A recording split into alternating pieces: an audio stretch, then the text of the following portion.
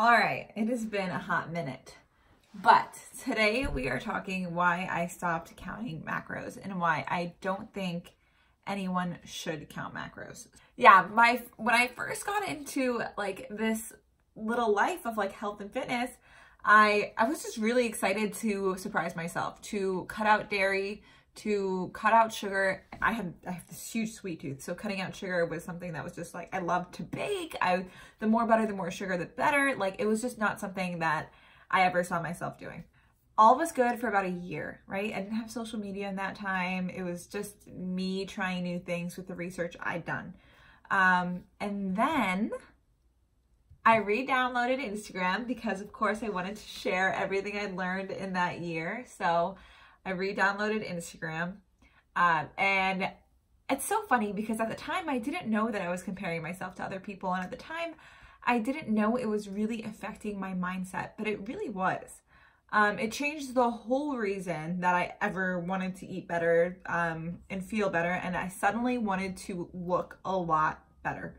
I wanted to look like everybody else, and like it's just so funny because I really recently understood this about myself, that I was comparing myself to everyone, and I wanted to be as lean and as ripped and as feminine, but at the same time really, really strong as these people that I had been doing it for years and years and years, and it really was their full-time job to look that way.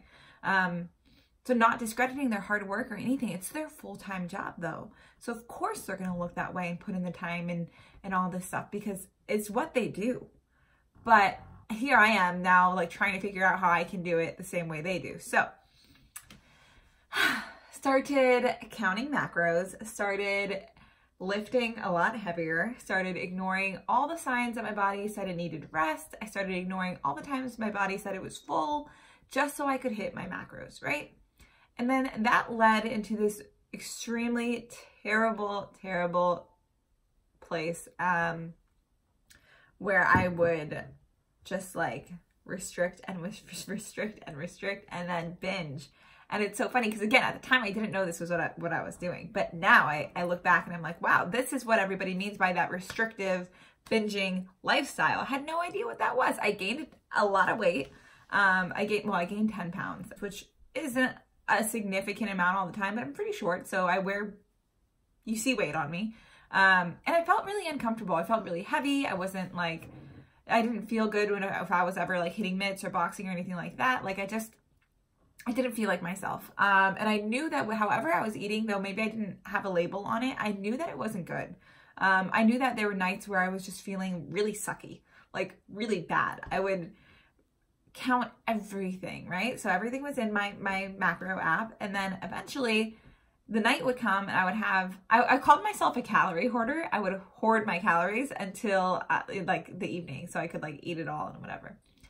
So I would get to this place where I had like 1,800 calories, 800 calories left to 1,000 calories left to eat. And then I would be like, cool, I can have this, this, and this, right? And I would like eat whatever it is I wanted, peanut butter or what else did I want? A protein bar, like all this stuff I would just eat.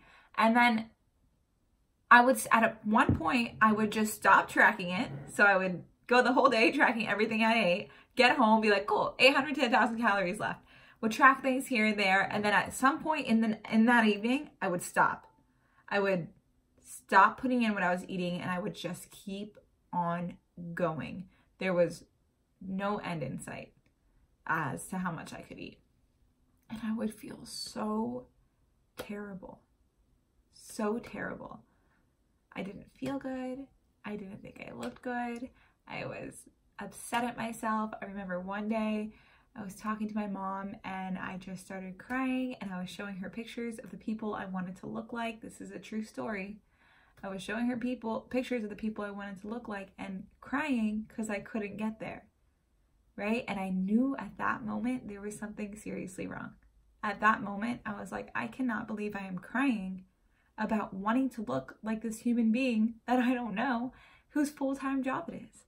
So it is currently a very long battle to get back to normal eating habits, to get back to very intuitive eating, to understanding when my body is hungry, to understanding when it's full, to understanding when it needs a rest, right? That's really hard to get back to. It's really, really difficult. And it is all mindset, fully 110%. My best advice to people, and I think I'm going to get better at this, and I think as I get more comfortable in my own eating habits, it'll get easier for me to vocalize some of these things. But I think the most important thing that people can do is really listen to their hunger cues. So understand when their body is saying, okay, listen, you're hungry, it's okay, eat, right? And understand when it's saying, listen, you're really full and you're satisfied and you've eaten everything you wanted and you felt it, you tasted it, you smelt it, you looked at it, it was good, it was great, satisfied your craving, and you're done now. It took me an extreme amount of time to understand that your body knows when it needs food and it knows when it doesn't. And I see value in counting macros and counting calories when you're first starting your journey, because it can be helpful to understand how much you're putting into your body on a day-to-day basis. So what's your normal in that moment? It can be helpful to understand how much food that is. Now that being said, do it. Understand how much food you're eating at that moment and listen to the cues while you're tracking. So it doesn't need to be in an app. You can literally just write down what you're eating, right? So when you eat breakfast, do you feel hungry? Are you getting full and satisfied? And then move on. The next time you have a snack, are you hungry or are you bored, right? So to be able to write that down and write why, that's a fair way to assess where you're at, why you're eating, what you're eating, and how much of it you're eating, right? So that can help you just understand your habits in that moment. Because if you really do want to see weight loss or any changes, you need to understand what you're eating, and you need to understand how much. Because somewhere in that, if we're trying to achieve weight loss or we gained a lot of weight in the past or whatever it might be, somewhere in there was a bad habit or, excuse me, an unhealthy habit. Okay, so we need to go back, find out what that habit was or is, and by that we can track, we can write things down, we can journal, things like that. That's going to help you get places. Now, tracking exact macros or exact calories, that is going to screw you up more than anything in this world. It is going to, okay, dramatic. Maybe not more than anything in this world, but it is going to mess with your head so much. These diets, these numbers, all this craziness, it's going to mess with your head. And again, I see value in journaling. I see value in understanding. I see value in writing. I see value in even tracking calories for a day or two or a week to really understand where you're at. If you're not eating enough or something like that, you know, I see value in that. But again, we do it to understand and then we move forward. So the perfect diet, oh dear, the perfect diet. Let's talk. The perfect diet. All right, what do we got? Keto, paleo, Whole30, Weight Watchers, high protein, low carb, no carb, all protein. Anything else? I'm sure. I don't know. Macro counting, that's a diet to me. The perfect diet, it's not keto. Sorry. It's just not. Unless you have a medical condition or something, it's not keto. Keto can be good to cycle in and out of your lifestyle. If you wanted to go a week of keto or 2 weeks of keto here and there to change things up for your metabolism, cool. Is it something you need to live by? No. But there are a lot of studies that show that cycling it in and out can be a very good thing, as well as intermittent fasting. Cycling intermittent fasting in and out of your lifestyle can be very healthy for you. Is it necessary? No. Is it necessary to live by every single day for the rest of your life? No. Tell me an old person who lives by a fad diet, right? Tell me a 90-year-old who's still living by a fad diet. I don't think we know any, because by the time you're 90, you're not into that, right? So you want to do something that's sustainable for the long run. So cycling these things in and out of your life can be fun, sustainable, change things up, no big deal, because it's not, you're not living by it. Whole30, paleo, all that kind of stuff. Not bad for you. I mean, they definitely limit the processed foods. It's just significantly. It's just that they can be limiting in the long run, right? Because that's something that, like, if you're doing paleo or Whole30, you can't enjoy yourself on a holiday or whatever. You're tied to that. Macro counting, we just talked about. I hate it. Okay, reel it in. I don't hate it, don't love it, but definitely not good to obsess over and do for a long period of time. It will consume you, guaranteed. Low carb. Oh, low carb. How could I forget about you? Guys, carbs fuel your brain. They give it energy. They give your body energy. And if you are picking up your workouts, you better have some carbs in you. Okay. And if you're using your brain, you better have some carbs in you, because vegetables are carbs, fruits are carbs, whole grains are carbs. What else grows from the ground? Everything grows from the ground, guys. Like, everything that grows from the ground is a carbohydrate, right? I mean, God created food for us that grows from the ground. You gotta eat it, okay? You got to eat it. Starchy vegetables, they're good for you. This stuff is good for you. You have to consume it. It's built to heal you. It's built to make you good. It is made for you inherently. So eat it. Eat carbs. Eat carbs, my dear friends. I can't say it enough. Eat carbs. It is not going to be the reason you gain weight. Processed sugars, fatty, processed foods, trans fat. What else is going to make you chubby? Those things, right? Those are going to make you feel terrible, and they're going to lead to weight gain. It's just inherent. It's in their nature. Processed foods. That's what you should limit. Not potatoes, not carrots, not bananas, but for some reason the world hates bananas. I mean, and not dates. God made dates. He made their nature's candy. Dates are nature's candy. You better have a date, guys, because they're good for you, and they are high in carbs and sugar, but you better have one. High protein. The average American diet, the standard American diet, consumes way too much protein. This is coming from the girl that used to aim for 156 grams of protein a day. 156 grams of protein a day. Now, that might not sound like a lot to you if you are a bodybuilder, but that is a lot for a 5'2.5", 22-year-old female. Mind you, I never felt good with that. I developed terrible digestive issues that I'm still trying to erase today. I did not feel good. It was not natural to eat that much protein for me. I had to literally like eat cups of Greek yogurt and protein bars and protein shakes. I mean, all the time. That's all the diets we don't think are perfect. The perfect diet, guys. Are you guys ready?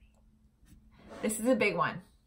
This says born to break the glass ceiling, by the way. My cousin got this for me. Her name is Janine. Give her a quick shout out. She's an architect. She can change the world with the way that she draws buildings. She got me this mug. So sweet. I hope that if I drink from it every day, I will speak it into existence. Drink it into existence. Whoa, gotta reel it in again. Here we go. Okay, the perfect diet. So the perfect diet is gonna be a few things, okay? Number one, it's gonna be more water. The perfect diet is going to be more water, more water, more water. You're going to wake up, you're going to drink water. You're going to eat breakfast, you're going to drink water. You're going to work out, you're going to drink water. You're going to study, you're going to have water next to you and you're going to sip on it. You're going to eat lunch, you're going to drink water. You're going to eat dinner, you're going to drink water before. You're going to go to bed. Just kidding, don't drink water because you're going to pee all night. But all the other things, drink water. Number two, eat more veggies. This is part of the perfect diet. Eating breakfast, cool. Eat veggies. What's a veggie that you can eat at breakfast? Peppers, spinach, probably the easiest one. Grape tomatoes, love them. Heirloom tomatoes, so good. Mushrooms, really easy to put with eggs. When I have oatmeal for breakfast, I don't have veggies with it, obviously, so there's that. That's about it. Snacks, veggies, cucumbers, heirloom tomatoes, carrots, mini peppers. What else? I don't know. A whole other bunch of veggies, whatever you like. Broccoli, cauliflower, don't care. Those will make you gassy, but that's okay. Number 2, eat more veggies. This is going to be vital in the perfect diet, okay? If you eat more veggies, you will be fuller for a longer period of time. You will have easier bowel movements. You will have all the micronutrients your body needs, right? Maybe not all of them, but you'll get close. If you eat more veggies, you will start to fuel your brain. You'll start to fuel your body. You will just be overall feeling better, more energy, all that stuff, okay? Now, my favorite thing is obviously a lot of people's goals are weight loss. And my favorite thing about veggies is that you can really fluff anything with them. So even if you're making meatballs, you can put in ground cauliflower with your meatballs. So mix like meat and cauliflower into a meatball, and you won't taste the cauliflower at all, and you'll just fluff your meatball. There you go, from having this many meatballs to this many meatballs, because you doubled it with vegetables. When I make eggs and toast, right? So if I have a couple eggs, piece of toast with peanut butter, I'm satisfied, yeah, but I don't like to eat a little baby plate. I like to eat a big plate. So I put half veggies on that plate as well. So the best thing about eating more veggies is that you're going to be fuller for a longer period of time. And that's very important to me because I'd like to feel satisfied. Number 3, limit your processed foods. It is okay to have processed foods. So okay. But you want to limit how much of them you're having, and you want to read your nutrition labels when you're buying processed foods. So a processed food is anything from almond milk from the grocery store to obviously box cookies, okay? And cheeses and all that stuff, those are all processed. Anything in a package is typically processed. So anything with a calorie label thing, probably processed. When's the last time you've seen apples with calories on them? Never.